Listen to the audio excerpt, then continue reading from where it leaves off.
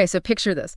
Every single morning you wake up, and waiting for you is this little wooden chest. Okay. And inside, exactly 24, like gleaming golden hours, irreplaceable. It's this gift, this treasure. Mm-hmm. But the second you spend 1 hour, poof, it's gone. Forever. You can't earn more, can't borrow from tomorrow. You just get a fresh set the next day. Right. The ultimate limited resource. Exactly. So the huge question, the one that kind of haunts our modern lives, is how are you actually spending that treasure? Are those hours building the life you really want, or are they just sort of slipping away? Yeah, unnoticed. Well, that's exactly what we're digging into today. We've got these excerpts you shared from Thibaut Meurisse's book, Master Your Time, and we're going to, crack it open together, not read the whole thing, but really pull out the most powerful, maybe surprising, actionable bits, the key nuggets you need to help you get a handle on those 24 hours, to live with more intention. Yeah, think of it as like the fast track to reclaiming control. So this deep dive is your shortcut. And right off the bat, the source makes this really critical point: mastering your time. It isn't just about running faster on the hamster wheel, Right, not just cramming more stuff in. Exactly. It's fundamentally about mastering your direction, knowing where you actually want those hours to take you, and then, making sure they do. Purpose. Okay, let's really unpack that. The book starts by hammering home the absolute value of time. Why start there? What makes it so critical? Well, because, as the source makes super clear, time is the one thing, the only thing. You can't renew. You can lose money, maybe make it back, lose stuff, replace it. But a moment, once it's spent, it's gone. For good. And here's a really fascinating part, the great equalizer the book points out. Doesn't matter who you are, CEO, student, parent, everyone gets the same 24 hours. Yeah, that's kind of mind-blowing when you think about it. It is. And the difference in what people achieve or how fulfilled they feel, often it's not about talent or luck. It's simply how they choose to use that non-renewable resource. So time management isn't just a nice-to-have skill? No, the book frames it as like a necessity. If you want to build a life that feels purposeful, that has direction, that feels balanced, you have to manage your time. It's not optional. Okay, so if that's the potential upside, what's the reality for, well, maybe most of us? What happens when you don't manage time intentionally?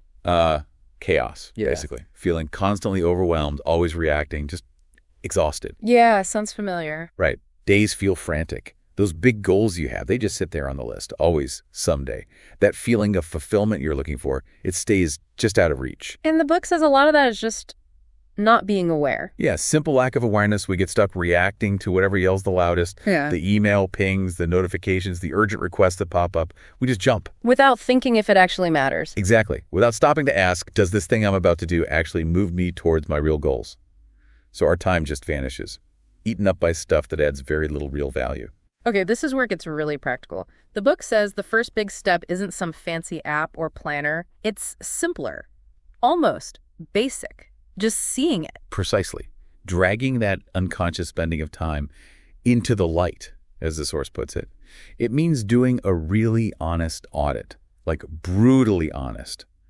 Where do your minutes and hours actually go? That sounds potentially painful. It can be, maybe even a little shocking. But when you see the data, you spot the patterns, you see where the time leaks are, the energy drains, and then you can start to reclaim that time for things that actually align with your values, your goals. It's like finally looking at the credit card bill you've been avoiding. That's a perfect analogy. You have to see where the money's going before you can change your spending. Same with time. It's the essential first step. Stop the bleeding. And the point isn't just to do the same things faster, right? It's more strategic. It's about opportunity cost. Exactly. It's all about doing the right things, not just doing more things faster. Opportunity cost is huge here. Every time you choose to spend time on activity A, you're choosing not to do activity B, C, or D with that same time. Precisely. You choose an hour of Netflix, you're simultaneously choosing not to use that hour for learning or exercise or family time or working on that passion project. The source really emphasizes this. Understanding the trade-off forces you to evaluate. Is this activity worth the opportunity cost? Does it align with what I truly value? Because time spent on the trivial, it comes directly out of the pocket of time available for the meaningful. Okay, so if doing the right things is the key, how do we figure out what those right things even are? The book gives a roadmap, starting with priorities. Yes, nailing down your priorities is non-negotiable. The source argues that feeling overwhelmed usually comes from failing to see the difference between what's truly important versus what just feels urgent. Ah, the urgent versus important trap. Exactly. Urgent tasks scream. They have deadlines, pressure. But important tasks, those are the ones that contribute to your long-term goals, your values, your vision, even if they don't have a flashing red light. Like that example from the source. The urge to answer every single email the second it lands. Right. It feels productive because you're busy, you're reacting. But does answering that email actually help you finish that major project? The important one. Almost never, unless you're very careful. You're trading deep focus on something important for a quick hit of responsiveness on something merely urgent. Classic trap. So how do we sort through that? The book mentioned a principle, 80-20. Yeah, the Pareto principle. It's presented as this really powerful lens. Basically, it suggests that for many things, roughly 80% of your results come from about 20% of your efforts or activities. Okay. The challenge is figuring out, what is that vital 20% for you? You look at how you spend your time and ask, which few things are actually driving the biggest results, the most progress? So for a student, it might be really understanding the core concepts, not just memorizing tiny details. Exactly, that's the 20%. Or, in sales, maybe realizing a small group of clients brings in most of the revenue. Identifying and then doubling down on that high-leverage 20%, that's how you reclaim huge chunks of time and impact. Okay, priorities are clear, but they still feel a bit aimless without a destination. This links directly to goals, right? Like a GPS for your priorities. Totally. Goals are your destination. Without knowing where you're going, all the prioritizing and time tricks feel, well, pointless. Like rearranging deck chairs on the Titanic, maybe. Goals give you the why, the motivation, the purpose. It's what makes the effort worthwhile. And the source is clear on what makes a goal actually work. They need to be specific. Measurable, how do you track progress? Achievable, challenging, sure, but possible. Relevant, does it actually matter to you? Align with your values.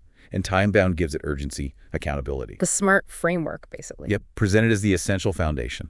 These aren't just fuzzy wishes. They're concrete targets you can actually aim for and hit. And the book suggests a neat trick, working backward, reverse engineering it. Yeah, that's a powerful one. You start by really vividly imagining the end result. Like, it's already done. Feel it, see it. Okay. Then you ask, okay, what had happened right before this and before that and before that? You break that big, maybe intimidating goal down into smaller, manageable steps, milestones. Makes it less scary. Way less scary. And it gives you a clear action plan. You always know the very next small thing you need to do. Takes away the overwhelm. So how does having that super clear goal help day to day when, life happens and distractions pop up? Because that clear destination fuels your intrinsic motivation. When you can really visualize the benefits of reaching that goal, the accomplishment, the impact, the life you're creating, it strengthens your resolve. Ah, so it acts like a filter. Exactly. It becomes a filter for your daily choices. Yeah. It gives you a powerful reason to prioritize the stuff that moves you forward. And, just as importantly, makes it easier to say no to the things that don't. It's the why behind the how. Okay, makes sense. So we know why time matters. We've got our destination. But the actual doing, keeping the momentum up day after day, the book shifts focus here, right? Away from just time to energy. Yes, and this is such a crucial insight. Productivity isn't just about hours logged. It's massively impacted by the quality of your focus and your vitality when you're doing the work. Right. Trying to do complex stuff when you're wiped out is pointless. Totally fighting gravity.